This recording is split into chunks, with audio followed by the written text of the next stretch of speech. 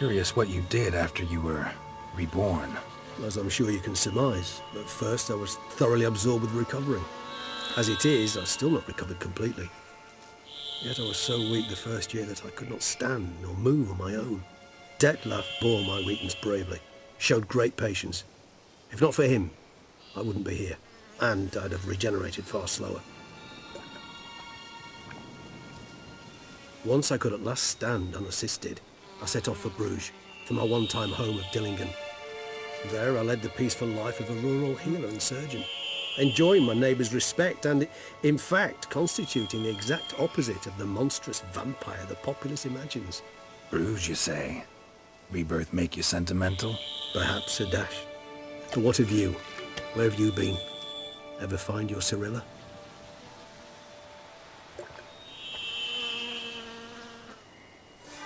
Back then, yeah. But we parted again soon after. Gotta ask you the big question, one everyone wonders about. What happens after death? You wish me to tell you if the human belief in the gods is well-founded? Well, that I do not know. We vampires differ exceedingly from you humans. Our matter, that of which we are composed, can exist without form. We require neither a heart, nor a brain, nor air to breathe. But were you dead? As humans understand death, yes. Feel anything? Understand anything? It's rather hard to explain. I felt something very unsettling. Something I cannot even name, for I did no reasoning. Only after rebirth did I begin to understand that what I had felt was cold and unimaginable fear. If not for Terzieff, I might have drowned in an eternity of icy terror.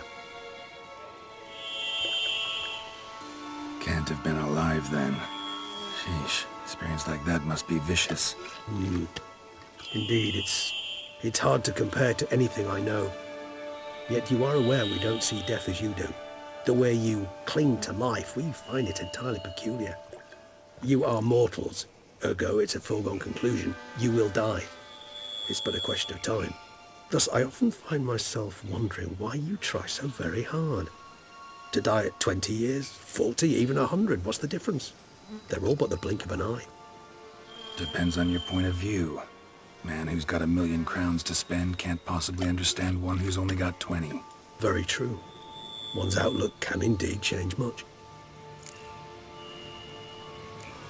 Always fascinated me the way vampires can regenerate. A hand growing back is one thing, but Terzieff recreating you out of a wet smear? Something else entirely. A difficult and laborious process, but one that's possible, as my presence proves. But I've heard you too had quite the adventure. They say you lost your memory. For a bit, but Triss helped me get it back. Actually, pretty damn lucky I only had amnesia. Yes, you humans are rather buggered in those terms. To strip you of life is, well, it's just plain easy. I've always pitied you in that regard. We vampires are much harder nuts to crack. If a member of another race kills one of us, we can be reborn with a living higher vampire's help. However, if one of our own strikes the deadly blow, death is permanent. There can be no rebirth. One of the chief reasons why vampires long ago swore never to fight one another. All right, give you one question. What do you want to know? One question to ask one as fascinating as you, Geralt. Cruel parsimony, I'd say, but I shall do my best to make it count. If you were to die and be reborn as I was, in your new life, would you choose to be a witcher?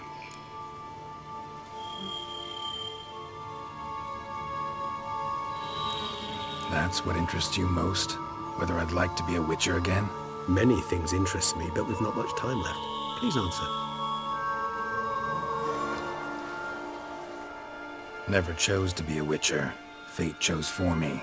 Had it been my choice, I'd have picked a different profession. A profession where I wouldn't have to risk my life every minute of every day. Maybe even one that'd earn me some respect. Thank you for being honest. Honesty is an attribute of the truly brave, and thus a privilege of the very few. Still no sign of your winged friend. Sure it understood what you wanted? Dead certain. Let's wait a bit longer. It'll return soon, don't doubt that for a moment.